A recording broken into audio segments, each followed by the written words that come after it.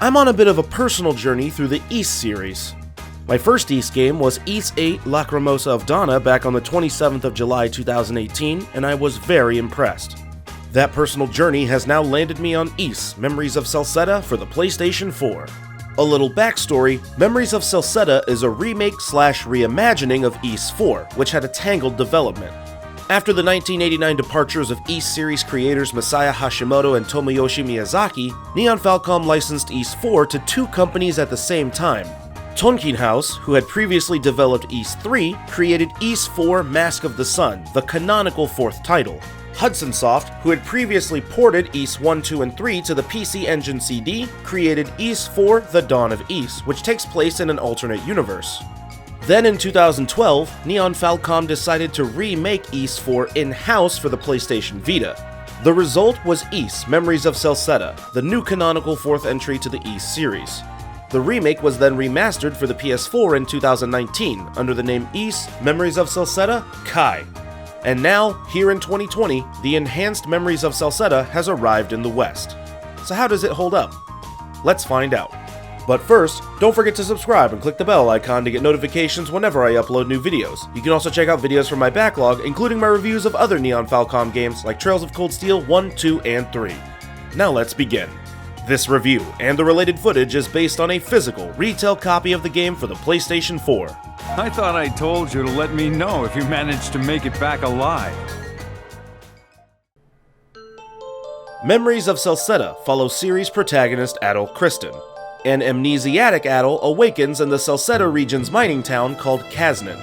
With the help of an information broker named Durin, Adol discovers that his memory loss may be linked with the region's great forest. Together, the duo decides to retrace Adol's steps to hopefully recover his memories, and along the way, they uncover a deeper plot developing overhead. Memories of Celceta definitely starts off a bit tepid, but thanks to the game's origins as a handheld title, the pacing accelerates quickly. In general, I found that making progress was pretty fluid, and that made the adventure and discovery aspect all the more fun. However, that same formerly handheld philosophy comes with a few quirks. For instance, there are a fair few cutscenes with a decent amount of reading and no voice acting. While the story is somewhat interesting in a vacuum, it's also rather predictable, and the languid cutscenes stand in contrast with the other, more permeable parts of the story. Also, the ending is kind of flat. I wouldn't say it's outright terrible, it ramps up a lot despite its predictable nature, but it also felt like everything was resolved a bit quickly and rather anticlimactically. In the end, while I enjoyed my time with Memories of Celceta, the story served as more of a simple set dressing than the actual main component of the game. Visually, I'm sure you can tell that Memories of Celceta was originally a Vita game. Character models are blocky, animations are stiff, textures are flat, and the camera is restrictive. If you're a stickler for visual fidelity, this one isn't for you. The graphics are definitely dated. Memories of Celceta even predates the original Trails of Cold Steel by a year, and you can definitely see that in the final products, especially the remastered ones. In the transition to PS4 though, Memories of Celceta's image has definitely been cleaned up a fair amount, and performance-wise, the game runs great. The frame rate has been upgraded to a mostly consistent 60 FPS, even during combat. There are a small number of places where the frame rate dips. The most dramatic issues are seen here at this village entrance where the game is trying to add some volumetric lighting to the scenes, as well as here inside the same village where this foliage is on the ground. Smaller, less noticeable stutters are interspersed here and there, but the frame rate is generally very consistent. Still, I'd say that Memories of Celceta's graphics leave a lot to be desired.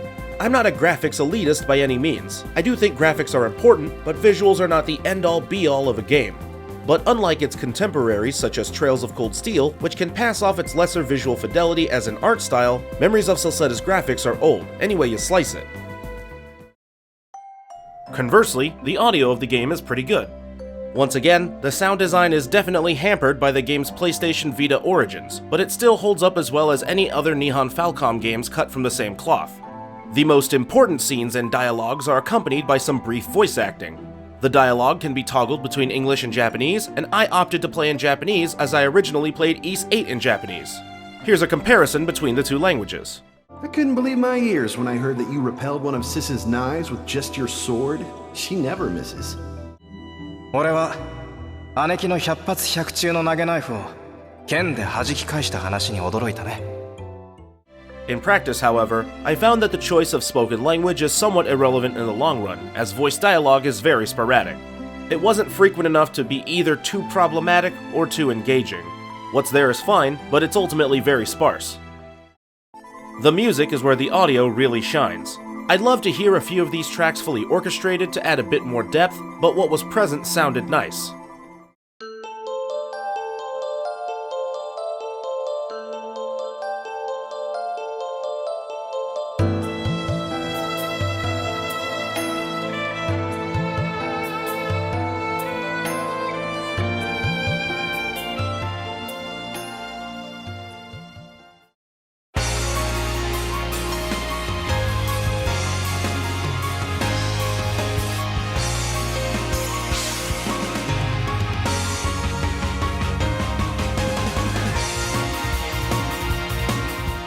All in all, I have no real complaints about the audio. I quite liked the music, and the voice acting was fine. Mechanically, Memories of Celceta is a very enjoyable action JRPG. It's responsive, it's mindless, and it's flashy, but with a few intrinsic layers that are simple to understand and help keep everything engaging. Square is the attack button, mashing square repeatedly is the basic combo, triangle is the block button, I only ever use the block button on accident, circle switches between party members, different party members use different weapons and different enemies have different weaknesses and resistances to each weapon type, and X is the dodge button. If you perform your dodge just right, you'll perform a flash dodge, which engages a temporary bullet time and helps you build up your SP and extra meters. SP is used for skill attacks. Holding R1 and hitting one of the face buttons performs a player-assigned skill, and holding R1 and pushing L1 performs an extra skill, which is the super attack. Basic skills level up with consistent use, and leveling up skills increases the potency of the techniques. It all felt very familiar to me coming from Ys 8, though a bit less complex. I actually thought it was pretty cool going back and seeing how Memories of Celceta laid some of the foundation for Ys 8's gameplay. Seeing how certain elements were initially implemented, and knowing how those mechanics would grow and evolve was really neat. Another carryover from Celceta's handheld days is the camera control. Tilting the right analog stick left or right zooms the camera in and out. You can't freely control the camera in this game, as all camera angles are predetermined by your character position.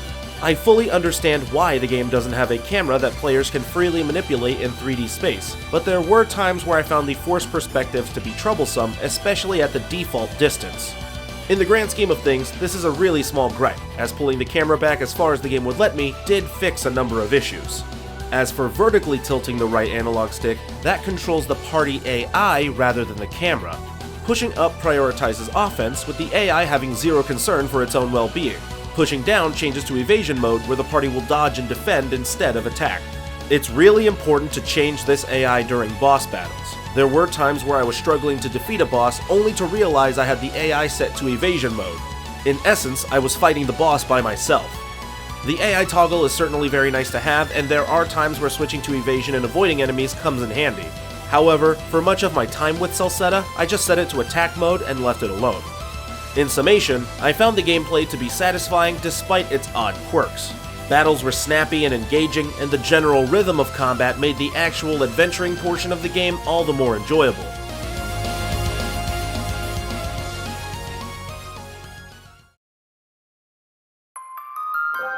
To my understanding, Memories of Celceta is one of the series' lesser titles. It has its highlights for sure, but it also has its drawbacks. Some of its pitfalls may be attributed to the original Ys 4's troubled background. Other downfalls can be sourced back to Celceta's origins on the PlayStation Vita. But if this is one of the worst entries in the storied series, then there must not be many depths in Ys history, because Memories of Celceta is still really fun. Sure, it's kind of ugly and there's not a lot of voice acting, and the story is just sorta there. But the music is good and the gameplay is great, and in keeping with Atl's recurring theme as the series' progenitor of adventurism, Memories of Celceta is more about the journey than the destination. And I quite enjoyed this journey. Ys, Memories of Celceta on the PlayStation 4 earns an 8 out of 10. Now comes the long wait for that Ys 9 localization. My Nihon Falcom playlist is on screen, so please check that out, and don't forget to subscribe and click the bell icon. Thanks.